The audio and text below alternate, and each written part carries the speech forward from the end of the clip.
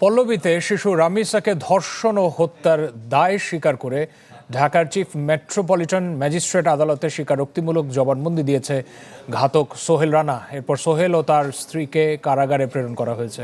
এ সময় চাঞ্চল্যকর এই মামলা দ্রুত শেষ করার আর্জি জানান বাদীর আইনজীবী।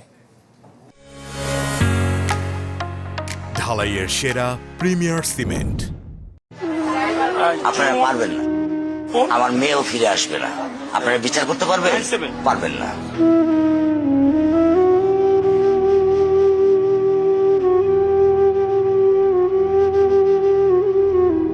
আদরের মেয়েকে হারিয়ে বাবার কণ্ঠে অসহায়ত্বের বহিঃপ্রকাশ। বিচার ব্যবস্থার প্রতি কতটা আস্থা হারালে এমন ক্ষোভ প্রকাশ করেন সন্তানহারা বাবা।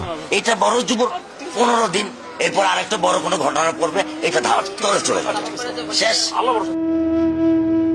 মঙ্গলবার পল্লবীর ভাড়া বাসায় প্রতিবেশীর নির্মম পাশবিকতার বলি হয় 7 বছরের রামিসা। ঘটনার পর স্ত্রীর সহায়তায় বাসা থেকে পালালেও শেষ রক্ষা হয়নি ঘাতক সোহেল রানার। নারায়ণগঞ্জের ফতুল্লা থেকে গ্রেপ্তার করা হয় তাকে। বুধবার দুপুরে ঢাকার চিফ মেট্রোপলিটন ম্যাজিস্ট্রেট আমিনুল ইসলামের আদালতে আসামি সোহেল স্বেচ্ছায় জবানবন্দি দিতে চাওয়ায় তার রেকর্ডের জন্য আবেদন করেন তদন্ত কর্মকর্তা। এ সময় দোষ স্বীকার করে জবানবন্দি দেন সোহেল। এ ঘটনায় জড়িত থাকার অভিযোগে সোহেলের স্ত্রী স্বপ্না আক্তারকে ঢাকার আরেক আদালত কারাগারে পাঠানোর আদেশ দেন।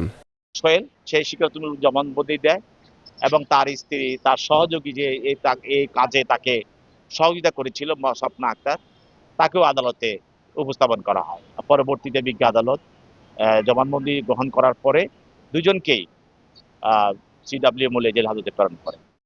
এমন চাঞ্চল্যকর ঘটনায় আইন সংশোধন করে দ্রুত সাজা নিশ্চিত করতে না পারলে বিচার ব্যবস্থার প্রতি আস্থা হারাবে মানুষ।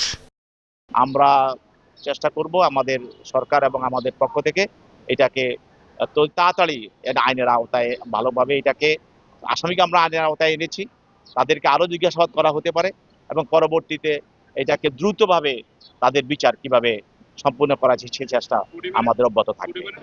রামিসাকে ধর্ষণ ও হত্যার ঘটনায় স্বামী স্ত্রী ছাড়াও অন্য কেউ জড়িত আছে কিনা তা খতিয়ে দেখছে আইন শৃঙ্খলা বাহিনী।